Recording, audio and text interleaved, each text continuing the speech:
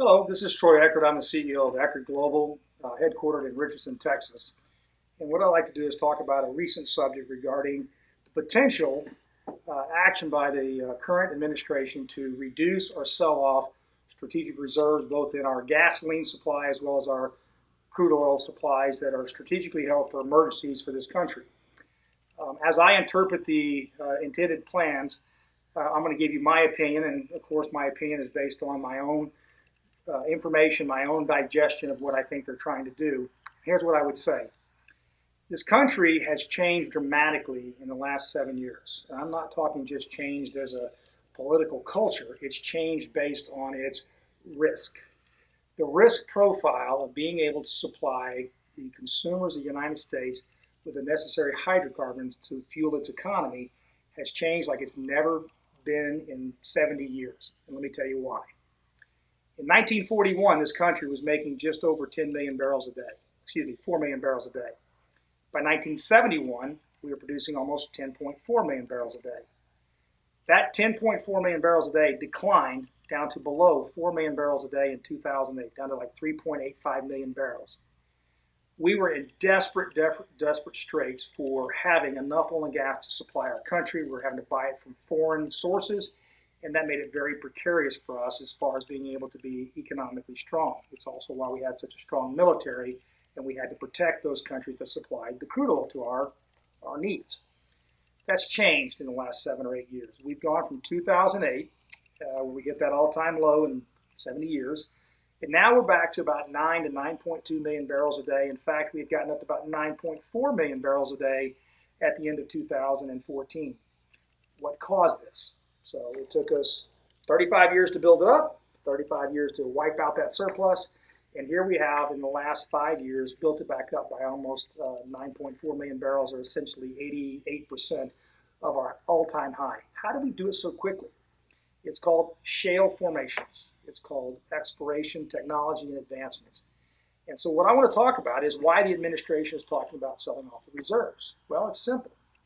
If it's wintertime, I need every bale of hay that I have in the pasture. I need that hay baled, I need it boxed, I need it put in the barn, and I need to assume that this may be the longest winter that I've ever seen in order to preserve and take care of my livestock. So I'm going to take the hay, I'm going to buy hay, what I can afford, and I'm going to take hay that I have in my own pasture, and I'm going to fill the barn to the top.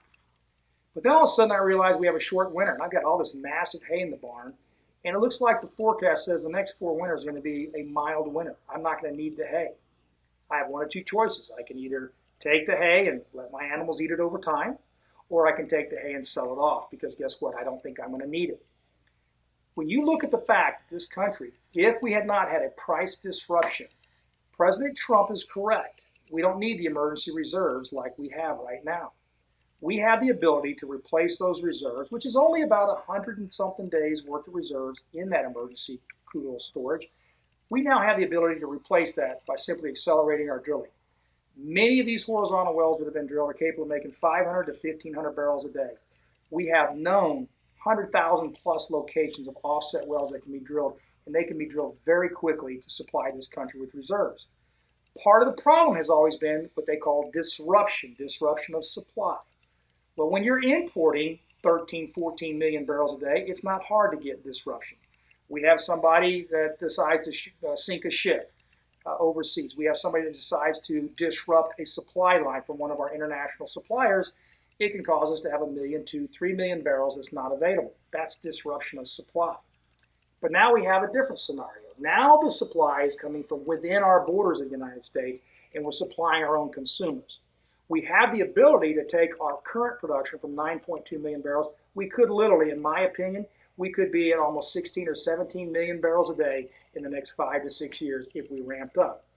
So what used to be an important strategic emergency supply and reserves and storage for the reserves that are in our emergency storage facilities, it doesn't have the same purpose. It doesn't have the same value anymore. So what the president is suggesting is, let's stop hoarding oil that we really don't need. Let's sell those oils. Let's reduce our deficit, and let's turn loose our domestic exploration companies. Let's turn loose the American power and the American strength of exploration, And let's go open up these federal leases, and let's go open up these minerals, and let's allow the entrepreneurs that are in the oil and gas business to do what they do best. Make this country safe by providing us and putting forward supplies that come from within the United States borders. So when I look at the Trump administration's proposal, I look at it, and what I see from the surface is I agree with it. I think it needs to be done in moderation. But I think when we decide to let go of those reserves, it will be replaced with proven reserves that are found and discovered as a result of having a more balanced market. My name is Troy Eckard. This is commentary I'm providing with my own opinion. Today is May the 25th, 2017. Hope you have a great week, and God bless America. Thank you.